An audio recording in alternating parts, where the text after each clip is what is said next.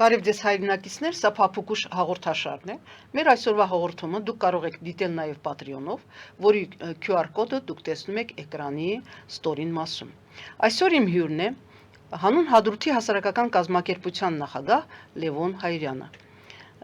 Պարոն Հայրյան, շնորհակալ եմ իմ հրավերը ընդունելու համար։ Հայաստանի իշխանությունները հետևողականորեն ուզում են պնդել, որ Արցախը լուծարել է Արցախի նախագահը։ Ինչ է եղել իրականում։ Նախ բարձենք Արցախը լուծարված է, թե չէ, որտեղ ասենք եթե Հայաստանի իշխանությունները լուծարել են, ընդ որում լուծարել են Արցախի իշխանությունները, Արցախի իշխանությունները հայտարարում որ լուծարված չի։ Մենք նախագահ ունենք, ազգային ժողով եւ այլն։ Հիմա այստեղ ինչն է կարևորը։ Կարևորը այն է իմ կարծիքով, որ խառնաշփոթ են ստեղծում հայ իրականության մեջ, ում պատվերով, ինչի, հիմա փորձենք մեր զրույցների մեջ բարձեք եւ փորձենք հասկանալ, թե ով է իրականացրել այն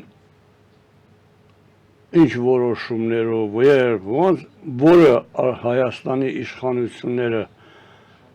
անվանում են լուծարել, Արցախի իշխանությունները ասում են ոչ, լուծարված չի։ Հետաքրքիր է նա, որ չգիտեմ, սխալվում եմ, Հայաստանի առաջի դեմքը, եթե կարելի է այդպես արտահայտվել, երբեք չի խոսել Արցախի լուծարման մասին, խոսում են նրա տեղակալները, կուսակցության անդամները, ԱԳՆ-ն, ազգային ժողովի նախագահ եւ այլն։ Հիմա նայենք ինչ ասել է Արցախ, Արցախի լուծարում, ինչու սկսեց, որտեղից սկսվեց եւ այլն։ Ամեն ինչ մենք մեզ թվում է Արցախը մանրու քաղաք կամ Արցախի լուծարումը մեծ աշխարհային քաղաքականության համար, բայց այդպես չի։ Մեր տարածաշրջանում ինչ որ կատարվում է, կատարվել է երկու հիմնական մեծ իրադարձության արդյունքում։ Առաջինը դա սովետական միության փլուզումներ, խորհրդային միության, երկրորդն էլ այս ռուսական այս վերջի ղեկավարը, որ ավելի շատ գոպնիկ է հիշեցնում, քան ղեկավար, իշխանության գալով հայտարարեց, որ սովետական միությունը պետք է վերականգնվի։ Այստեղ դեռևս խորքային փոփոխություններ տարածաշրջանի մի քաղաքականության մեջ չկատարվեց, բայց երբ 2007 թե 8 թվականին Մյունխենի խաղաղության կոնֆերանս կա այնտեղ Պուտինը հայտարարեց, որ ինչու պետք է աշխարհը միաբևեռ լինի, այստեղ արդեն բեկումնային բաներ տեղի ունեցան, որը պետք է ազդեր մեր տարածաշրջանի վրա։ Միջև այդ բանը հայերը համառորեն հայկական քաղաքական բանը առանց կռիվ տալու, առանց պայքարելու կռիվ էին տալիս Արցախը հայկական պահելու համար։ Դրանից հետո փոխվեց իրավիճակը, շատ բան փոխվեց, որ հիմա հետին թվով մեզ համար տեսանելի է, այն ժամանակ տեսանելի չէ, որտեղ մեր ղեկավարները անդադար լինելով ռուսների ազդեցության տակ անընդհատ ծածկա, տեսեք այդ բանակցային գործընթացը ինչպիսի գաղտնիությամբ էր տարվում։ 2008 թվականի Պուտինի այդ հայտարարությունից հետո այս վերջին ժամանակներից իմացանք արտահոսքերն հետաքրքիր բան, որ հենց այդ նույն թվականին Ադրբեջանի ղեկավարությունը ՄԱԿ-ում փաստաթղթեր է շրջանառության մեջ դրել, որ իրենք իրավունք ունեն ռազմական ճանապարհով լուծել։ Այո, կանխավ պատրաստած։ 8-ից 10-12 թվականներին մի ուրիշ բան հայտ եկա, էդ էլ վերջում իմացանք շատը, բայց այդ ժամանակ արդեն ծնվել այսպես կոչված Լավրովի պլանը։ Այո։ Ինչ է Լավրովի պլանը։ Լավրովի պլանը այսօր արդեն պարզ է 25 թվականին, եւ չնայած մեզ համար մի քիչ ավելի շուտ էր պարզ, որ Արցախի հարցի ռազմական ճանապարհով լուծում էր։ Արցախի հարցը ոչ ռազմական ճանապարհով լուծելու համար ռուսները տարբեր փորձարկումներ արեցին, չստացվեց, նրանց հիմնական ցանկությունը, երազանքը Անդրկովկասում իր հեգեմոն դերը պահելն էր։ Բայց այդ նշանակում էր, որ պետքա սովետական կարգեր վերականգնել, որ պետք է Արցախը վերադարձվի Ադրբեջանի կազմ, որ պետք է 89 թվականի միացման ակտերը չեղարկվի, 91 թվականի անկախության, այս ամեն ինչը բանից բարձր խաղաղ ճանապարհով հնարավոր չի։ Հայ ազգը պատրաստ չէր դրան, չէր ուզում դա։ Այն ժամանակվա քաղաքական ուժերը չնայած աչքից լույսը չեն, դիմադրում էին այդ բանին։ Հիմա այս Լավրովի պլանը, որ այսօր արդեն պարզ է դառնում ամեն ինչով, որ հատկապես Արցախի հարցը ռազմական ճանապարհով լուծումներ, որոշ, այսպես ասած, ճշգրտումներ պետք է մտցվել, կամ ասում են կորեկցիաներ, որոշ բաներ պետք է տեղափոխվի, ինչ պետք է փոխվեր։ Հայաստանի իշխանությունը, որ նույնիսկ Լևոն Տեր-Պետրոսյանի 91-92 թվականից մինչև 10-12 թվականը փորձում էր դիմադրել Արցախի հետ վերադարձին Ադրբեջանի կազմ, պետք է փոխվեր։ Այդ նույն Լավրովի պլանի երևի կետերից մտնում էր նաև Հայաստանի իշխանությունը փոխվի, որտեղ այն եղած, այսպես ասած, որ այսօրվա տերմինոլոգիայով ասում են նախկիններ դիմադրում էին դրան հնարավորության սահմաններում։ Ուրեմն ասացիք, որ 8-12 թվականների արանքը բաներ, բեկումնային էր, այդ նույն ժամանակաշրջանում տեսեք ինչեր տեղի ունեցավ։ Փորձեցին էլի կրկին խաղաղ ճանապարհով հարցեր լուծել, Սերժ Սարգսյանը ինչ-որ ֆուտբոլային տեսություն հնարեց, որը Թուրքիայի հետ հարաբերություններ ճշտել էր, արդյունքում ասենք Թուրքիան Ղարաբաղյան հարցում գործոն դարձնել էր, որ նաև ռուսների երազանքն էր թուրքերի միջոցով հարցերը լուծել, եւ Ալիևի այդ հայտնի մաները շրջաբերականները մակում, որ կարող է քաղաքական ճանապարհով եւ 12 թվականին ռուսները սկսեցին ինտենսիվ զինել Ադրբեջանին։ Բոլորիս հայտնի է 5 միլիարդ զենքի հայտնի պատմությունը, ու երբ հայ քաղաքական գործիչները, փորձագետները բանը դիմում են ռուսներին, որ ինչ եք անում, ձեր դաշնակիցը թողած հակամարտության մի կողմին եք զինում, լավագույն դեպքում ասում են ձեններդ կտրեք։ Հիմա երբ որ փորձեցին ռազմական ճանապարհով լուծել, որի առաջին մեծ փորձը, մինչև այդ փոքր փորձեր էր կատարվում, տարբեր դիրքերի վրա հարձակումներ, դիվերսիոն ներթափանցումներ, առաջի անգամ 16 թվականին որոշեցին ռազմական ճանապարհով հարցը լուծել։ Ինչից էին օգտվել նաև հաշվի առնելով, որտեղ Արցախի գործոնը հայև հայկական գործոնը Անդրկովկասում կարևոր է, այնպես չի, որ հիմիկվա իշխանությունները փորձում են ցույց տալ, որ մենք ոչ մեկին պետք չենք, Հայաստանը հայկական հարցով հետաքրող չկա, պետք է հաշվի առնեն նաև, քանի որ աշխարհի տիրականն էլ իրականության մեջ Ամերիկան է, պետք է հաշվի առնեն նաև Ամերիկայում իշխանության տրազինը, որ 16 թվականին պետք է կատարվեր Օբամայի եւ Տրամփի միջև։ Այս պահն որոշեցին օգտագործել, հարձակվեցին Արցախի վրա եւ ինչ էր այդ հարձակման իրական բանը, բլիցկրիգ էին ուզում անեն։ Ինչ էր բլիցկրիգի նպատակը։ Արագ գրոհով հասնել միջև Ջերմուկ, Գորիս, որտեղ հիմա կանգնած են հայկական ուժերից, պատերազմի ժամանակ ռուսներն էին եկել կանգնել այդտեղ, ու Արցախը թողել բլոկադայի մեջ, ստիպել Արցախի ժողովրդին ինտեգրել, դատավարություն կանեին հիմիկվա նման մի քանի ղեկավարի, կհայտարարի, որ վատ ղեկավարներին վերացրել ենք, իսկ ժողովուրդը ինքը ուզում է Ադրբեջանի հետ ապրել։ Բլիցկրիգը չստացվեց 16 թվականին նաև պետք է Օբամայի ֆակտորն էլ հաշվի առնել, որ վճռականորեն մեջ մտավ Օբաման, հայտարարեց, որ եթե շարունակվի պատերազմը Արցախը ճանաչելու եմ, ռուսների միակ վախն էլ էր, որ 91 թվականից սկսած, որ Ամերիկան կամ Արևմուտքը կարող է միակողմանի ճանաչի, որոշեցին արագաբար հարցը լուծել, քանի որ այդ պահանջները շատ էր դրվում ճանաչելու։ Իլհամ Ալիևը նույնիսկ մի քանի անգամ խոստովանել, որ իրեն փակ դռների հետևում ստիպում են ճանաչել։ Ռուսներն էլ հասկացան, որ կարող է պատահի Արևմուտքը ճանաչի, իրանք մնան խաղից դուրս, արդեն ակտիվացրեցին իրենց գործողությունները։ Կոշտ բիրտ ուժով հարց լուծելու, կոպիտ ուժով հարց լուծելու եւ քանի որ փորձը ցույց էր տվել, որ ոչ Լևոն Տեր-Պետրոսյան, ոչ Ռոբերտ, ոչ Սերժ չեն գնում միջև վերջ այդ քայլին, նաև պետք է Հայաստանի իշխանությունը փոխվեր։ Ես այս ամեն ինչը որպես նախաբան ասում եմ, որ հասկանանք ինչ հասերը լուծարել, որտեղ պետք է լուծարումը սկիզբ առածելներ։ Ու այստեղ մեզ օգնության է հասնում հենց նույն Նիկոլ Փաշինյանը, որը 1 թե 2 տարի առաջ ազգային ժողովի քննարկումներում թե հարցազրույցի ժամանակ հայտարարել որ Արցախի լուծարումը որոշումը արդեն կար 16 թվականի օգոստոսից։ 16 թվականի օգոստոսին ով պետք է Արցախը լուծարեր, որոշում ընդուներ։ Ռուսաստանը։ Բաքուն, Սերժ Սարգսյանը, Արայիկ Հարությունյանը, որ վարչապետ էր ընդամենը մենակ մի ուժ, բացի դրանից Բաքուն չէր կարող շրջանացավ 16 թվականին ռազմական հարց լուծի։ Երևանը չէր կարող այդ բանը անել։ Մայրը մնում է մի գերտերություն, որ Ռուսաստանն է։ Իմիջիայլոց պատերազմական հարցը լուծելու համար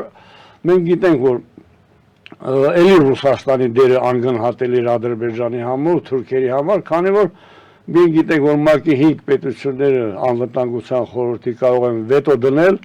եւ Ադրբեջանին պետք էր մի պետություն, որպեսզի այդ 5 պետության մեջ լաբիրը վտանի իրենց այսպես լոբինգով զբաղվի իրենց պատերազմը չկանգնացնի, ՄԱԿ-ը չխառնվի։ Այստեղ էլ Ռուսաստանի դերը անգնահատելի էր Ադրբեջանի համար։ Հիմա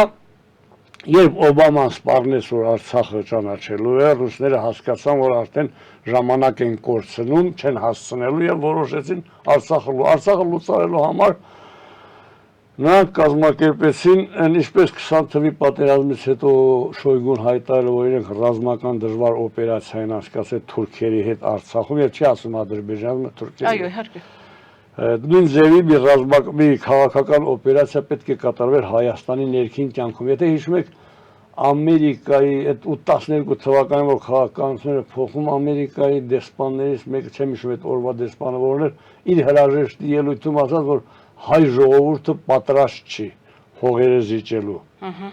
Հայ ժողովուրդը պատրաստ չի հողերը զիջելու, Եվրոպան, Ամերիկան չեն ստիպում, ընդհակառակը վտանգ կա, որ կարող է ճանաչեն, ուրեմն ռուսները պետք է այդ լուծարման քայլը արագ։ Որոշումը տվել են օգոստոսի 16-ին, այնուհետև ման են եկել չարել Հայաստանում այն ուժը, որ իրագործելու է իրաց պլանները, որ ատկաշ չունի ոչ մի տեղ, ոչ մի հարցում իրանց պահանջները անելու, եւ Նիկոլ Փաշինյանին բերել են իշխանության կազմակերպելով 18 թվականի հեղափոխություն։ Մի շատ մութ պատմություն է նաև շատ մութ, էլի կապված է սրանց հետ, բայց ճիշտ ասած աղբյուրները հնարավորությունը շատ սուղ են, չեմ էլ կարող գնահատական տալ, բայց շատ կարևոր իրադարձություն էր 17 թվականի Արցախի նախագահական ընտրությունները տեղափոխել 20 թիվ։ Ինձ սկզբից թվում էր, թե ընդամենը Սերժ Սարգսյանը իր իշխանությունը ամրապնդելու համար ուզում է Արցախում էլ ունենալ իրեն նվիրված իշխանություն, բայց նայեք հետաքրքիր է, որ 16 թվականի պատերազմը սկսեց Օբամա Տրամփ տրանզիտի ժամանակ իշխանության, 16 թվականից հետո 17 թվականին Սերժ Սարգսյանը ստիպում է Արցախի նախագահական ընտրությունները տեղափոխել 20 թիվ եւ սահմանադրությունը փոխել եւ հաջորդ ամերիկյան տրանզիտ կարային չփոխեին 18 թվին գցեին 19 թվին, բայց հաշվի են առել նաեւ հաջորդ տրանզիտը արդեն Տրամփի ու Բայդենի միջեւ 20 թվականին նորից այդ հարցը բարձրացրել նախագահական ընտրությունը հասցրել հատկապես այնտեղ։ Ուրեմն եւ 16 եւ այսինքն այստեղից հասկացանք։ Հիմա նայենք հաջորդ քայլերը։ Նիկոլ Փաշինյանին բերեցին իշխանության, ռուսները սկսեցին իրականացնել Արցախի լուծարման բան։ 18 թվականին Նիկոլ Փաշինյանը իշխանություն վերցնելուց հետո անմիջապես մեկ շաբաթ չանցած իր առաջի այցը կատարում է Պուտինին։ Եվ ինքն էլ իրեն այստեղ նորից ինքնախոստովանության նման մի հայտարարություն այստեղ է անում, որ 18 թվականին Պուտինին որ հանդիպել եմ, Պուտինը ասել է, որ Հայաստանի սահմանները անձեռնմխելի են, այստեղ հոպ ստոպ, ինչ ասել է Հայաստանի սահմանները Պուտինը իսկ Ղարաբաղը, այսինքն ինքը այդտեղ թերի բան է ասում, ճշմարտությունն է, որ երևի Պուտինը իրան ասել է, որ Ղարաբաղը տալու ես Հայաստանին չեն կպնել, բայց այդտեղ էլ են խապել գցել, որովհետև ման չունի։ Նիկոլ Փաշինյանը ոչ փորձ ուներ, ոչ քաղաքական գործը, ոչ վարվում էր հատուկ հայրենիքի համար։ Մի խոսքով այն ուժներ, որ ռուսներին ու թուրքերին պետք էր երազել են։ Եվ Ուրեմն այս երկու բանը իրար հետ համադրելով, որ 16 թվականի օգոստոսին մենակ ռուսները կարող են որոշում ընդունել Արցախը լուծարել, եւ 18 թվին Նիկոլին ասել են, որ Հայաստանը Արցախը տալու է, հիմա նայեք հաջորդ քայլերին։ 19 թվականին Նիկոլ Փաշինյանը իրեն իշխանության բերած ինքը ասում են ոչ մեկը իշխանության չի բերել, ես եմ վերցրել ժողովուրդն է տվել, բայց իրավական թուղթ ստորագրելու հարցում իրեն իշխանության բերել կոալիցիոն իշխանությունը։ Օգնել են ԲՀԿ-ն, օգնել է Դաշնակցությունը, օգնել է Սերժ Սարգսյանը։ Առանց Սերժ Սարգսյանի օժանդակության Նիկոլ Փաշինյանը հիմա չէր կարող դառնալ վարչապետ։ 19 թվականին գնաց Մոսկվա, այնտեղ քննարկումներից եկավ այդ իրեն իշխանության բերած կոալիցիան ծրեց։ Նույն 19 թվականին ծրեց Գորիսի կորպուսը, այսը ռազմական պատրաստությունը Արցախը տալու։ 20 թվականի պատերազմից հետո ինքը ստորագրեց մի թուղթ, որ ռուսները մենակ գան Արցախ, որը էլի հակազգային երևույթ էր ու ռուսներից թելադրված։ 22 թվականին նորից Մոսկվա գնալ հետ գալուց հետո հայտարարում է, որ մենք նշաձողը պետք է իջացնենք։ Իսկ ինչ ասել է պետության նշաձողը իջացնել։ Ինչ ասել է պետությունը 200 ձևի պետություն չի լինում, լավ, շատ լավ, վատ, մի քիչ թույլ, մի քիչ ուժեղ, պետությունը սուվերենիտეტը նշաձողը իջացնում է, լուծարում է։ Այսինքն լուծարման հեղինակը Մոսկվանա իրականացնող Նիկոլ Փաշինյանը այստեղով այնտեղով չընկնեն, որտեղ նշաձողի մասին հայտարարեցին ոչ միայն արելաշ ստիպել, հիմա ասում մենք ձեզ ասել ենք նշաձողը իջացրեք, դուք գնացել եք պետություն լուծարելու ճանապարհով, իսկ ինչ ասել, եթե դու ասում ես նշաձողի, պետության նշաձողը ու իջացնեմ, մարզ իջացնեմ, մնում է լուծարած, շրջան իջացնեմ, մնում է լուծարած, այսինքն չեն կարող ասել բաց ասել դուք պետք է մնաք Ադրբեջանի կազմում, ինտեգրվեք եւ բայց մեր ձեր հետ խոսելուց այստեղ հիշու եք ասում են հադրութեցիների մասին բնակարանային ծրագրից խոսեցինք այն ժամանակ, սա ինչու չեն այստեղ ուզում տոնել, ես բարձ ասացի որ ուզում են, երազում են մեզ հետ վերադարձնել, այնտեղ նույնիսկ շինարարություն են սկսել, նոր հադրութ, նոր մեծ տաղվար եւ այլն, որ մեզ տանեն այնտեղ ստիպեն ինտեգրվեք են մնացած են Շուշի հադրութը թողեն Ադրբեջանի կամ մնացած Ղարաբաղը պահեն, մեզ այնտեղ ինտեգրեն եւ այլն։ Այստեղ ես ուզում եմ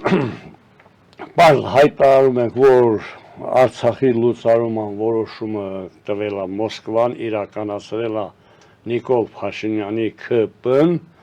եւ դրան աջակցել է Արցախի շատ ներողություն, ուզում եմ նեղանալ, անմեղ սուրակ իշխանությունները քաղաքական մտքով անմեղ սուրակ իշխանությունը, որ չգիտեն ինչ են անում։ Ամեն ինչ հայրն են Նիկոլի ու ռուսների ասելով, այսօր ոչ Նիկոլին են բան ասում, ոչ ռուսներին են բան ասում եւ այլն եւ այլն։ Հիմա մի հետաքրքիր թեմայի վրա եմ ուզում խոսել։ Համեցեք։ Եվ ժողովուրդ ուշադրություն չէր դա, եւ 16 թվականի պատերազմ, եւ 20 թվականի պատերազմ պետք է նախատեսված էր բլիցկրիգ։ Այո։ Պուտինի ոչնա։ Այն որ ասել է 3 օրում Ուկրաինա SV-ով վերցնում եմ, այս SV-ն արդեն 3 տարուց անցել է։ 16 թվին էլ էին որոշել բլիցկրիգ անել, Ղարաբաղը թողեն շրջապատման մեջ, ստիպեն ինտեգրեն ժողովուրդը, 20 թվին էլ, 20 թվին որ ասում են չեն կռվել, այս չեն այ բանակը չի կռվել, ժողովուրդ չի կռվել, այդ ստեղծված պայմաններում կարելի ասել առյուծի նման են կռվել, որտեղ դրանց բլիցկրիգը էլի չի ստացվել։ Բլիցկրիգը ինչքան չի ստացվել, այնքան զգացվել է Նիկոլի անհրաժեշտությունը, որ պետք է թող ստորագրի։ Պարոն Հարյան, այդ խոսակցությունները, որ իբրև արցախցին կամ հայ ժողովուրդը չի կռվել, անում են մեզ ճնշելու, հոգեբանորեն ճնշելու համար։ Դա էլ է պատերազմ մեր դեմ։ Իսկ ոչ թե անում են մեր հոգեբանորեն ճնշելու համար, այլ իրանք հոգեբանորեն ճնշվածը չի կարող ազատվել այդ սինդրոմից պայքարի դուրս գան դրա համար։ Ուզում եմ փաթաթեն ուրիշը։ Այս ամեն ինչը սկսած լուծարումից եկած այսօրվա դրությամբ գալիս է նա որ այս մարդիկ իրենց քաղաքականությունը բոլոր բնակավարներում տանուլ են տվել միջև անգամ տնտեսական բնակավար եւ մեղավորներ են ման գալիս, բայց չեն ուզում իշխանությունը տան։ Նորմալ երկրներում մարդու իր ծրագրի չի կարող իրականացի հրաժարվում, եթե սրանք չեն հրաժարվում, ուրիշի ծրագրեր են կատարում եւ ուրիշի մոտ անելիքներ ունեն դեր։ Հիմա գանք նոյեմբերի 9-ի թղթին եւ երկու դեպքում էլ 16 թվականի, 20 թվականի պատերազմ, որ պետք է բլիցկրիգով չի ստացվել, անհրաժեշտություն ազգացվել Նիկոլ Փաշինյանի պարտվողական կերպարը ստեղծել, հետաքրքիր է, որ Պուտինը այդ ամեն ինչի հեղինակելով պատերազմից անմիջապես հետո իրենց ընտրյալին իշխանության պահելու համար սկսեց հայտարարել, որ նա ոնց էր ասում, խիզախ որոշումներ անում, ցավոտ, բայց հերոսական որոշումներ են ընթանում, որ Նիկոլ Փաշինյանը եվրոպամետ չի, որ Նիկոլ Փաշինյանը դավաճան չի, որ եվրոպական պրոյեկտ չի, եւ այլն։ Հիմա այս նոյեմբերի 9-ի թուղթն է հետաքրքիր, ինչ Հայրանից ներկայացնում եւ Լավրովի պլանի շարունակությունը նոյեմբերի 9-ի թուղթը նոյեմբերի 9-ին չի հեղինակվել։ Իհարկե, շատ լավ մշակած է։ Պատերազմից շատ առաջ, այո, պատրաստվել է, պատերազմից անմիջապես հետո Պուտինը հայտարարեց, որ ինքն է հեղինակը, բայց հետո հասկացա, որ միջազգային ատյաններում կարող է լավ շունթուներ, ասեց, ես չգիտեմ այդ ինչ է։ Հա, մի խոսքով նոյեմբերի 9-ի թուղթը նաև առիթ էր, որպեսզի պատճառ էր, որ Նիկոլ Փաշինյանը գա իշխանության, այդ նույն Լևոն Տեր-Պետրոսյանն էլ առաջարկվել, հրաժարական է տվել, Ռոբերտի ժամանակ ճնշումը ուժեղ չի եղել, կարողացել է դուրս բերել, Սերժին արդեն հուփ էին տալիս։ Տեսեք, ինչպես ասացի, Ղարաբաղի այդ հարցը նախագահականը տեղափոխել, կամ ասենք այն հարուստ թուրքական բանակցություններ, հայ-թուրքական հաշտեցման բանակցություններ բերել եւ այլն, այս ամեն ինչը խոսում է, որ ճնշում էր գնում այդ Արցախը վերացնելու համար եւ այդ ճնշումը անելու համար բերել են իշխանության Նիկոլ Փաշինյանին։ Բլիցկրիգի եւ նոյեմբերի արդեն 20 թվականի պատերազմի իմաստը ինչ է, թուրքերը պետք է հասնեին մի կետի, որտեղից արդեն պետք է կարողանային բլոկադա իրականացնել, որտեղ ինտեգրման ծրագիրը առանց բլոկադայի չէր։ Ինտեգրումը Լավրովի պլանի ըստ երևույթին ամենակարևոր կետն էր։ Բայց նրանք պատերազմական չկարողացան հասնել այդ դիրքերին, կնքեցին նոյեմբերի 9-ի թուղթը, որ ով որտեղ մնում է կանգնի, հայերին քնացնելով, լրացնելուց հետո սկսեցին իրենք առաջ գալ, աստիճանաբար 5 թաղվար խծապերտը, հետո Սարիբաբը, հետո վերևից շրջապատելով, եկան վերջում էլ Նիկոլ Փաշինյանի աջակցությամբ ճանապարհը փակեցին, սարքեցին բլոկադը, որպեսզի Արցախին չինտեգրվեց, կամ ինչին ինտեգրվի։ Սոված Արցախցինը ում ինտեգրվի, կամ քիչ ենք մորթվել Թուրքից, որ հիմա էլ գնայինք մորթողի հետ ինտեգրվեինք, աբսուրդ է դա էլի։ Այսինքն ինտեգրվել ում հետ, կամ ում հետ համատեղ ապրել, սա հակատրամաբանական է, հակաբնական է։ Հասկանում եք, ով Թուրքի կողքը ապրել է, նա չի կարող երկրորդ անգամ գնալ նրա կողքը ապրել։ Եկեք թեմայից շեղվենք շատ։ Կարելի չի կարելի։ Չէ, ենթադրենք կամ կարելի է կամ չի կարելի։ Ես ինչի պետք է իմ ինքնիշխանությունը, իմ իրավունքը Աստծուց տված իմ հողի վրա ապրեմ, կիսեմ ինչ-որ մեկի։ Բայց ինչ պատճառը ինչ է։ Չեմ հասկանում։ Ասել թե դա հայերի թուլությունից, այսպես Նիկոլ Փաշինյանն է փորձում ներկայացնել, սուտը որտեղ դա իրենց թուլությունն է։ Իրենք են հոգեպես ճնշված, պարտված, բայց չեն ուզում իշխանությունը տա, որտեղ 21 թվականի իրենք իրենց այսօրվա բոլոր քայլերն էլ դրանով բացատրում են։ 21 թվականի արտահայտ ընտրությունից հետո ուրախ հայտարարում էր, որ եթե մենք պարտվեինք, մեր դիակները հիմա փողոցում գցած կլներ, այսինքն իրանք ցավ ունեն, հիվանդություն ունեն իրենց իշխանությունը պահելու։ Իմիջայլոց այս 26 թվականին սպասող ընտրություններն էլ իրանք էլի աշխատելու են իրենց իշխանությունը պահել, ժողովրդի մեջ ռեսուրս չունեն, պետք է գնան էլի երևի ռուսներից օգնություն խնդրեն։ Պարոն Հայրյան, ներողություն, իսկ ո՞նց է արձագանքում այն փաստին, որ ասվում է, որ Հայաստանը չի շարունակելու Ղարաբաղյան շարժումը։ Ոնց կարելի է հայ ժողովրդից պոկել, խլել Ղարաբաղյան շարժումը։ Հիմա նայենք, այս շատ լավ հարց է, այստեղից մի բան է հետևում է։ Պարզ, հստակ Նիկոլ Փաշինյանն է, որ ժողովրդական լեզվով ասած փեչատը դնում է, որ ինքը ռուսական պրոյեկտ է։ Որտեղ Ղարաբաղյան շարժման թշնամին միայն ռուսներն են։ 88 թվականին ինչ է Ղարաբաղյան շարժումը։ 1920 թվականին ռուսներն ու թուրքերը միացան եւ Հայաստանի ինքնիշխանությունը վերացրեցին, կոտրեցին։ Եվ գրեցին Ղարսի պայմանագիր, որով միջև հիմա առաջնորդվում են Հայաստանի հողերի մի մասը ռուսները տիրապետեցին, մի մասը թուրքերը, այդպես գնացին։ Ղարաբաղյան շարժումը մեր առաջին զարթոնքն էր եւ փորձն էր ռուս-թուրքական շղթաներից ազատվելու։ Այստեղ որ ռուսներն ու թուրքերը կատաղած են Ղարաբաղյան, ընդ որում ռուս-թուրքերը այնքան չի իրաց հետաքրքրում Ղարաբաղյան շարժումը հասկացողությունը, ինչքան ռուսների, քանի որ Ղարաբաղյան շարժումը ռուսական կապանքներից ազատագրել։ 88 մի քանի անգամ ասել եմ տարբեր առիթներով 88 թվականին մենք Ղարաբաղը խլել էինք ոչ թե Ադրբեջանից, ոչ թե Թուրքիայից, այլ ռուսներից, այսինքն իրանց ձեռքի մանրադրամը, որ հայ-թուրքական հարաբերություններում պետք է ռեգուլիրովկա անել, կարգավորումներ անեին, խլեցինք ձեռքից։ Դա համար 90 թվականից 91 թվական անընդհատ ուզում էին Ղարաբաղը վերադարձնել Ադրբեջանի կալ։ Փակել Ղարաբաղյան շարժումը նշանակում է փակել հայկական պետության գոյությունը ընդհանրապես։ Հիմա նայեք,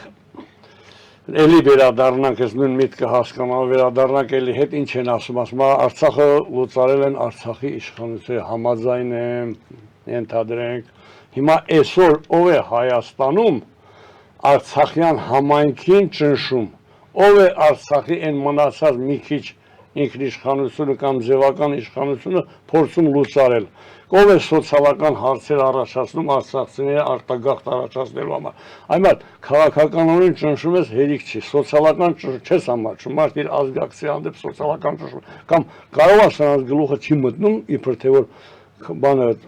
սոցիալական աջակցությունը կտրելով մարդիկ չպետք է կարողանան գոյատևել։ Սոցիալական աջակցությունն է սարքել իրենց համար քաղաքական Արցախի համայնքն են ուզում ջնջել եւ սոցիալական աջակցությամբ եւ բնակարանային ծրագիրով հիմա առաջ էլի միտված է Արցախը ջնջելուն, էլի իրանցից չի գալիս։ Էլի այդտեղից Մոսկվայից տեսնում որ Արցախը դեռ էստեղ կա, կարող է գործոն դառնա ապագայում։ Դա ջնջեք, համայնքը ջնջեք, ճիշտ ինչպես Բաքվի, Սումգայիթի, Գանձակի հայերին տարալուծել են, նորմալիզացրել, չլեր ամերիկաներ, ինտեգրել են, հիմնականում ցրել են արտագաղթեցրել, այսինքն նույն ռուսական պլանով մեկ ինչքան հպարտությունից զուրկ պետք է լինեն, որ ուրիշի պատվերով սեփական ժողովրդին ճնշես։ Էս են էս իշխանությունը, ու ընդ որում ռուսները հիմա էլ երազում են 26 թվականին սրանց պահել իշխանության վրա, մի քիչ ավելի ձևափոխված, մի քիչ ավելի թույլ Նիկոլ պետք է լինի, որպեսզի կարողան ազգի մեջ խժդժություններ քսեն, ինչպես Արցախում ասել, տանեն Հայաստանի պետության լուծարման։ Հիմա ենթադրենք դու ասում ես Արցախը լուծարել են արցախցիները, դու հիմա ցեղասպանությունից նշանձող ես իջացնում, դու հիմա ասում ես Եվրոպայում ես պետք է ասեմ, որ Հայաստանի շահերից չխոսեն, Հայաստանի ինքնիշխանության նշանձողն ես իջացնում, ուր ես ստանում իշխանությունը, կամ ժողովուրդ ուր է գնում սրանց հետևից, ում հետևից են գնում։ Նա հայտարարել, որ Ֆրանսիային կամ Ամերիկային կամ Արևմուտքում որևէ մեկին ասելու է, որ այլևս Հայաստանի մասին հայտարարություններ չեն, միշտ ասում ասել եմ, հիմա պետք է ավելի խիստ լինեմ։ Այս չի նշանակում, որ Հայաստանի ինքնիշխանությունը իջացնում ես։ Եթե Հայաստանի սահմանադրությունը ես դու փոխում, դու ինչպես ես ուզում ցույց տալ Իլհամի կամոք։ Այն ինչ որ մեկի Իլհամի չի, թող լինի բանի։ Ասենք Ռուստամի կամ էլ բանի, Նազարբայևի պահանջով, դրսի պահանջով սահմանադրություն ես փոխում, սահմանադրությունից անում ես Արցախի հարցը, անում ես նշանառությունը հիմա այնքան սահմանադրության մեջ բանի հարց չի Արցախը, ինչքան ցեղասպանության հարցը անեն, Սփյուռքից կտրվեն, Սփյուռքին հայոյեն, Սփյուռքը վատա մենք լավա եւ այլն։ Մի խոսքով ռուսների թելադրանքով շարունակում են հիմա էլ իջեցնում են Հայաստանի ինքնիշխանությունը, որը հիմա եկեք ուշադիր նայեք 1920 թվականի նույն խնդիրներն է Արցախը գրավել էին բոլշևիկները, Հայաստանում բոլշևիկյան ըմբոստության օջախներ սարքել Հայաստանի ինքնիշխանության դեմ, դեռ լավ այն ժամանակ սկզբնական շրջանում Ռուբեն Տերմինասյան նման պինդ մարդ ունեն, Դիլիջանի բանի ապստամբությունները ճնշել։ Հիմա նայեք ինչ է կատարվել, մի քիչ ավելի խիստ։ Արցախը գրավել են Թուրքիա, հիմա պրոքսի թուրքերի միջոցով։ Ալեքսանդրապոլում Լենինականում իշխանության են բերել մի մարդ, որը միաժամանակ եւ հավատացյալ է, եւ կոմունիստ է, Եվ ռուսովետական շրջանի մենք վաղուց այնքան էլ վաղուց չենք հեռացել այդ բանից, գողական բարգերի հետևոտ եւ կազաչի ատավան։ Այսինքն էլի ինքնիշխանության Ով էր։ Լավ, հետո։ քաղաքապետը նորընտիր։ Զինամենիտի Վարդանը կամ Լենինական շեղել Վարդանիկը։ Միաժամանակ հետաքրքիր երևույթ է, համ կոմունիստ է, համ հավատացյալ, որ իրար հետ չի բռնում։ Կազաչի ատամանը Հայաստանի երկրորդ քաղաքի քաղաքապետը Կազաչի ատամանը։ Եվ ինքն էլ իշխանության գալուց հայտարարում է, որ մենք միութենական պետության հետևից պետք է գնանք։ Այսինքն ներսում էլ պատրաստվում են։ Ցեցը դնում են, այո, ուռուցքել։ Քաղցկեղի բջիջներ արդեն հայտնվել։ Հա, ընդ որում Նիկոլի ռուսամետությունը հերիք չի, պետք է ժողովրդի մոտ թատրոն խաղան, որ Նիկոլը ռուսամետ չի, էս չի, այն չի, բալա ուրիշներն են բողոքում, այսինքն պետք է ստեղծեն նույն քաոսը, որ Արցախում ստեղծել են։ Ինչու մենք այդպես էլ մինչև հիմա Եվրոմիություն չենք դիմել անդամ դառնալու, որովհետև մենք ոնց որ ինչ որ հանրակրվեի անցկացրեցինք, բավական ժողովուրդը ակտիվ մասնակցեց, բավական մեծ ձայն հավաքեցինք։ Ոնց եղավ, որ մինչև հիմա չենք դիմել Եվրոմիությանը անդամ դառնալու համար։ Նայեք, Եվրոմիությանը այսօրվա իշխող քաղաքական ուժը ոչ միայն ոչ թե չէր միան, այլ մեծ սիրով ընդհանրապես կքշեր այստեղից, այն որ ասում ես ասում եմ, որ մեր մասին հայտարարություններ չանեմ, բայց այսօր տնտեսական հարցերի պատճառով կախված են Եվրոմիությունից։ Դրա համար Եվրոմիությանը միանգամից ոչ չեն ասում։ Բայց անընդհատ փորձագետ, քաղաքագետ, նախկին ներկա եւ հայտարարում է, որ Եվրոպան մեզանով հետաքրված։ Եվրոպան հետաքրված է, որ Հայաստանը այստեղ գործոն լինի, բայց հայերը չեն ուզում գործոն լինել։ Հայերը ուզում են լինել կամ ռուսական վիլայեթում կամ թուրքական գուբերնիայում, ես չեմ խառնում, հա։ Այո, ես դեռ հասկացա։ Իրաց քաղաքականությունը խառնել են, որ կարելի ասել ռուսական վիլայեթ եւ թուրքական գուբերնիա։ Հայերը ուզում են նստեն մի որևէ տեղ, թուրքը կամ ռուսը իրենց համար հարցեր լուծի, իրանք էլ մի գործ կկպցնեն։ Չեն հասկանում, որ սա հայության վերացում է։ Հիմա Եվրոպան ուզում է, որ Հայաստանը գործոն լինի, բայց եթե Հայաստանը գործոն չլինի, Եվրոպայի վեճն էլ չի, եթե Հայաստանը ինքը չուզենա դառնալ գործոն, իրանց վեճն էլ չի, ինչի պետք է գան այստեղ տանջեն, չարչարվեն, ասեն գործոն դարեք, երբ որ կարան նույն փողով, ասենք թուրք առնեն, ռուս առնեն, իրանցը սարքեն, էլի հիմա այստեղ կա մեր կրավորականությունն է, եւ ձեր ինչպես դուք եք ասում, չեն դիմել, չեն ուզում մտնել Եվրոմիություն, ուզում են խաղանեն, եւ մեծ մասամբ նաեւ սպասում են, թե Ուկրաինայում կռիվը ոնց է ավարտվելու, որպեսզի իմանան, վերջնական անցնում են ռուսի կողմը, թե Եվրոպային խնդրում են իրենց տերություն անի։ Էս էլ է գալիս է այն բանից, որ մենք չունենք ազգի համար ազգային կամ ազգային չլինի, եթե իրանք սիրում են ասել, որ բանը ազգայինը պետք է թողենք պետականի հետևից գնանք, որ ժեժնի կտորներ են խաղացնում պետություն ցույց տալու համար, պետական մտածողություն չունենք պետական մտածողություն, որտեղ նայում ենք, թե Պուտինը ինչ ասել Էրդողանի, հիմա Պուտինն ու Էրդողանն էլ Եվրոպայի, Ամերիկայի պատասխանը չեն կարողանալու տան։ Դրա համար, որպեսզի իրանց չներեն, Ալիև են առաջ մղում, այսինքն Հայաստանը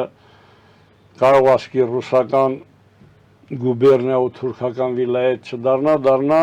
Արևմտյան Ադրբեջան, ինչի համար քարոզարշավ է գնում եւ հայկական շրջաններում եւ Ադրբեջանում եւ աշխարհին են այդ ուզում ցույց տալ։ Պարոն Հայրյան, մի հարցել եմ ես ուզում ձեզ տալ։ Բոլոր դեպքերում դուք այս բաժինը տխուրը վերջացրեցիք, նկատի ունենալով, որ մենք չենք տեսնում դիմադրողականություն հենց թեկուզ Արևմտյան Ադրբեջան կոչվածի առումով, իսկ նրանք բավական նախահարցակ առաջ են գնում քարոզչական առումով։ Նաև վստահ եմ նաև դրա համար համապատասխան զինված շերտնել են ապահում, եթե կարիք կլինի, իրենք զենքով էլ այդ հարցը կլուծեն։ Մյուս կարևոր հարցը, գնում ենք դեպի մայիսի 21։ Ինչ է լինելու, որքան ամուր են կանգնելու Արցախի Հանրապետության օղակները, նրա նախագահը, ազգային ժողովը, կառավարությունը, որպեսզի կարողանան Արցախի Հանրապետությունը պահել եւ ընդհանրապես ինչ քայլեր են քայլեր չասեմ, ինչ նպատակներ կան այս ուղղությամբ, ինչ է սպասվում։ Իմ կարծիքով չարժե այստեղ շատ խորանալ, բայց իմ կարծիքով ոչ մի փոփոխություն չի լինելու էական, որովհետև, այսինքն մնալու է այնպես ինչպես որ կա, որտեղ Արցախը պետք է լինի գործոնի նման մի բան, բայց ոչ գործոն։ Որ այստեղ այնպես չի, որ Հայաստանի իշխանությունները ներքին պայքարում վախենում են Արցախի գործոն դառնալուց, այլ այնպես է, որ վախենում են Մոսկվայից, որ հանկարծ Արցախը այստեղ գործոն չնան, մեծ ուրախությամբ արդեն եկել են այն կարծիքի, որ Արցախի հարցը լուծել են, ջնջել են։ Մեկ էլ հաջորդի կարող է սպասեն իրենց այստեղ դիրքերը պնդելու համար գրգռություններ մտցնեն, ասեն Արցախցիների մի մասին տանենք այնտեղ ինտեգրենք եւ այլն։ Մի խոսքով մայիս 21-ի հետո իմ կարծիքով որևէ լուրջ փոփոխություն չի լինելու։ Նույնիսկ մոտավորապես վստահ եմ, որ նախագահներ չեն փոխելու, մնալու է նույն Սամվել Շահրամանյանը, իմ կարծիքով այդպիսի բաներ կա, այսինքն պետք է ինչ որ կա հիմա, այսինքն Արցախը կա գործոնի նման մի բան, ոչ գործոն, լրիվ գործոնը ջնջելն էլ չի ձեր տալիս, ոչ Արցախի, ոչ Հայաստանի, բայց նաև միևնույն ժամանակ պետք է հուպ տված պայեմ, որ գործոն չդառնա, այս է բանը, երևի մայիսի 21-ից հետո սրան ենք ականատեսնելու, այսինքն որևէ փոփոխություն չեմ սպասում ես։ Եվս մի փոքր հարցել ու սրանով մեր այսօրվա զրույցը վերջացնենք, բոլոր դեպքերում մենք կանգնած ենք Արցախի բնակիչը, Արցախի հայը, Հայաստանի Հանրապետության քաղաքացի, թե փախստական։ Այս դիլեման է կանգնած մեր առաջ եւ ինքը մնում է հարց, որի քննարկման համար խնդրում եմ 1-2 խոսք եւ սրանով մեր զրույցը վերջացնենք։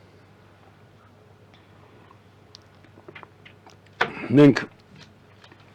20 թվականին ենք փախել եկել, ի տարբերություն Արցախի մնացած ժողովրդի, որ սեպտեմբերի 23-ին էթնիկ զտման զոհ դարձան, 23 թվականի սեպտեմբերին, ոչ թե սեպտեմբերի 23-ին, եւ տեղափոխվեցին այստեղ։ Հիմա մեր կարգավիճակի համար մենք բազմաթիվ անգամ Հայաստանի համարյա բոլոր ինստանցիաները հանդիպել ենք, ՄԱԿ-ի հետ էինք քննարկումներ անում, դեսպանատների հետ։ Մենք փախստականի կարգավիճակ էինք պահանջում, որպեսզի մեր քաղաքական վերադարձը ապագայում հնարավոր լինի։ Բայց մեզ Հայաստանի իշխանությունները համառորեն պնդում էին, որ դուք Հայաստանի քաղաքացի եք, բառացիորեն այս ժամանակավոր պաշտպանության ենթակայության տակ վերցրածի կարգավիճակը տալուց բառացիորեն մի շաբաթ առաջ միգրացիայի վարչությունից ես իմ նամակներին պատասխան եմ ստացել, որ դուք Հայաստանի քաղաքացի եք, ձեններ հետ կտրեք, բերենք եք տեղները։ Հիմա ես էլ միշտ ասում եմ, մենք էլ միշտ ասում ենք, մեզ քաղաքական, ասում եմ, մեր օրենքը թույլ չի տալիս ձեզ փախստականի կարգավիճակ տա, քանի որ դուք ունեք Հայաստանի քաղաքացու ազնագիր։ Եվ երբ որ մենք ասում ենք այդ դեպքում մեզ քաղաքական որոշումով տվեք փախստականի կարգավիճակ, որպես մենք Արցախի քաղաքացիությունն էլ պահենք, այդ Հայաստանի քաղաքացիությունն էլ պահենք, մեզ ընդհանրապես պատասխան չէին տալիս։ Հիմա հետաքրքիր է, որ նախկիններն անդադ քլնգում են, բայց հենց որ վիճակը վատացավ 23 թվականին, հիշեցին, որ նախկինները ինչ որ միտեղ Հաագայի դատարանում ասել են, մենք արցախցիներին հայկական ազնագիր ենք տվել միայն ճամփորդելու համար, կարճեցին այդ նախկինների հայտնագործությունից մանի ճամփորդական ազնագիր, չեցին հայտնավ արցախցիների բոլորի ազնագիրը ճամփորդական են, բայց այդ ազնագիրը չի իրեն որ ճամփորդական, ոչ բանով չի տարբերում եւ այլն։ Հետո 20-ից մինչև 23 թվական շատ ժամանակ մեր հասարակության մեջ մարդիկ են, մեկը ես, որ ազնագրիս բանը անցել էր Ղարաբաղում վերցրած, դիմեցի Հայաստանում Ինձ տվեցին 001 կոդով անձնագիր, գրեցին որ ծնվել եմ անում Հայաստանի Հանրապետությունում, Հադրութի շրջանում, անձնագիր տվեցին ոչ մի բան, ոնց Հայաստանի քաղաքացու անձնագիր է, 076 կոդ է։ Հետո 23 թվականից հետո ստիպեցին որ ես իմ այդ Հայաստանի անձնագիրը փոխեմ, այստեղ էլի նույն խառնաշփոթն է, իրանք էլ չգիտեն ինչ են։ Փնթի, անգրագետ, Փնթիություն, անգրագետ, իրանք էլ չգիտեն ինչ է, իրանք էլ չգիտեն մեկ Արցախի քաղաքացի եք, Հայաստանի քաղաքացի եք, Փախստական եք եւ այլն եւ այլն։ Եվ այս ամենասարսափելի բանն է փնթիությունն, այլ է սիստեմատիլներն է, որ համար շատ վատ է։ Կոնկրետ ես կոչ եմ անում ժողովրդին միշտ, որ Արցախի քաղաքացիությունից չհրաժարվեն։ Դե հիմա աստիճանաբար կյանքի բերումով գործի տեղավորելու համար մեկը թոշակի համար, մեկը եւ այլն, այստեղ մարդիկ սկսեն դիմել քաղաքացիություն։ Հետաքրքիր դիմելուց հետո սկսում են չարչարել։ Իսկ թվում է նպատակները հենա որ 26 թվականի ընտրությունների ժամանակ արցախցիները մասսայական ձայն չտան, քանի որ իրանց ռեսուրս չեն էլի։ 26 թվականից դուք կարող է ժամանակավոր փախստականի կարգավիճակը որ տվել են, այդ նույն ձևին հրամանով առաջին քո կարծիքը բոլորին սարքեն քաղաքացի, այնն ռուսների Թուրքիայի առաջադրանք կատարած Արցախ չկա, արցախցի քաղաքացի չկա, արցախյան չկա։ Եվ հետաքրքիր բնականon այդ ծրագրի մեջ էլ հետաքրքիր բազմաթիվ անգամ ասել են խնդրեք որ մեզ համար համայնք սարքեն, մարդը իր նմանի հետ է ուզում ավճել, պետք է ցրեն մեկը Վրաստանի սահմանում, մեկը Թուրքիայի, մեկը Ադրբեջանի, մեկը Պարսկաստանի, համայնք պետք է չլինի։ Էս է սրանց քաղաքականությունը։ Ես ինձ թվում է բոլոր դեպքում կարելի է հրավիրել մի բան, ժողովի նման մի բան, փորձագետների բանի եւ այնտեղ քննարկենք ինչն է մեզ համար հայ ազգի համար կամ Արցախի համար ձեռնտու Հայաստանի քաղաքացի լինելը, թե Արցախի քաղաքացի եղած քաղաքական իրավիճակում արդեն։ Բոլոր դեպքերում ես, եթե Հայաստանի իշխանությունները գնան 89 թվականի դեկտեմբերի 1-ի որոշման հետևից, ես Հայաստանի քաղաքացի եմ։ 89 թվականի դեկտեմբերի 1-ի որոշումից հետո մենք նույնիսկ Հայաստանի parlamenti ընտրություններին մասնակցել եք, այո, ունեցել ենք մենք գերագույն խորհրդի պատգամավոր մեր ստիպել են ինչ որ անկախություն ընդունել, դա չեն ճանաչել, ձգձգել են եւ այլն եւ այլն։ Պարոն Հայրյան, եկեք բոլոր դեպքերում ասենք, որ քանի որ երկու կատեգորիա կա իշխանությունների, նախկիններ եւ ներկաներ, որ նախկինները բավարար քաղաքական կամք չեն ունեցել, որպեսզի վեկտորը Արցախի վերացման եւ հետո էլ Հայաստանի վերացման վեկտորը Ռուսաստանը չկարողանար դնել։ Հիշենք բազում պայմանագրեր ունի Ռուսաստանը կնքած Թուրքիայի հետ 1997 թվական, 2001 թվական, որոնց դեմ մեր արտաքին գործերի նախարարությունը մի ծպոտ անգամ չի անել, չի ընդվզել, չի ասել Մինսկի խումբը որ կա Թուրքիա եւ Ռուսաստան ինչ գործ ունեք ստեղծում եք, ընդ որում թղթի վրա ֆիքսում են բացահայտ, որ իրենք ստեղծում են այլընտրանքային ձևաչափ Ղարաբաղյան կոնֆլիկտը լուծելու համար։ Ասելիքս որն է, որ հայ ժողովրդին մեծ կամք եւ մեծ կենսունակություն, մենք այս փոսից էլ դուրս կգանք, իսկ Ղարաբաղյան շարժումը դա ոնց ասեմ Ինձ թվում է այս պարագայում հայ ժողովրդի սրտի պես մի բան է, եթե սիրտը պոկես, հայ ժողովուրդը չի լինելու, Ղարաբաղյան շարժումը կասեցնել հնարավոր չի, նա այսօր էլ ընթացքի մեջ է։ Մարիամ, ես նախկին ու ներկա իշխանությունների հանդեպ ավելի խիստ գնահատական եմ միշտ տալիս, դու էլ գիտես, նրանք ոչ թե քաղաքական կամք չեն ունեցել Ղարաբաղի հարցը լուծելու, այլ կատարել են Ռուսաստանի կամքը, միշտ բոլոր էտապներում Ռուսաստանի կամքը Պարզապես 88 թվականի ազգային զարթոնքի ալիքը պետք էր նստեցնել մինչև 1920 թվական, պետք էր արդեն հայ հասարակությունը լողոզել, փչացնել, ազգային գաղափարներից հեռացնել, հետո իրաց պլանները իրականացնել, ինչն նրանք արեցին։ Հիմա դուք պատգամ հղեցիք, որ ինչ պետք է անել, ես էլ եմ ուզում ասել։ Մեր վիճակը ծանր է միայն նրա համար, քանի որ մենք չենք պայքարում։ Ինչ է մեզ պետք, ազգային արժանապատվություն եւ պայքար, չի եղել մի ազգ, որ պայքարի պարտվի եւ չի եղել մի ազգ, որ առանց պայքարի ինչ որ բանի հասնի։ Այո։ Ուրեմն ժողովուրդը պետք է իրան հավաքի գնա հասկանա, որ սրանք պետք է գնան ու նրանք պետք է չգան։ Այս մեր ապագայի բանաձևն է։ Հասկանալի է սրանք ովքեր են, նրանք ովքեր են։ Բայց հիմա խաղը գնում է ցավոք սրտի դրա, որ սրանք ուզում են մնան, նրանք էլ դեմ չեն սրանց մնալուն, բայց իրանց տեղը մի քիչ ավելի պինդ լինի։ Հիմա նայ սկսել են Սերժ Սարգսյանն ու Ռոբերտ Քոչարյանը իրար հայհոյ, որ դու ես Նիկոլին վերան, դու ես Նիկոլին ոչ դու ես բերես, ոչ Ռոբերտն է բերել, ոչ Նիկոլը ինքն է եկել։ Ռուսները ձեզ ստիպել են, որ Նիկոլին իշխանություն տակ է, դուք էլ սպասարկել եք այդ շահը։ Հիմա պետք է ազատվել այդ կախարդական թշնամական բանից, շրջանակից։ Լավ, ձեզ շնորհակալություն։ Ինչքան փորձեցի, որ մի քիչ Ես էլ եմ շնորհակալ հրավերի համար։ Եկեք մի փոքր էլի ակտիվանանք եւ որոշ հարցեր հանրային կամ գոնե որոշակի շրջանակներում դնենք քննարկման։ Ես ուզում եմ հիշեցնել, որ այսօր զրուցում էի հանուն Հադրութի հասարակական կազմակերպության նախագահ Լևոն Հայրյանի հետ։ Շնորհակալություն, ստեսություն։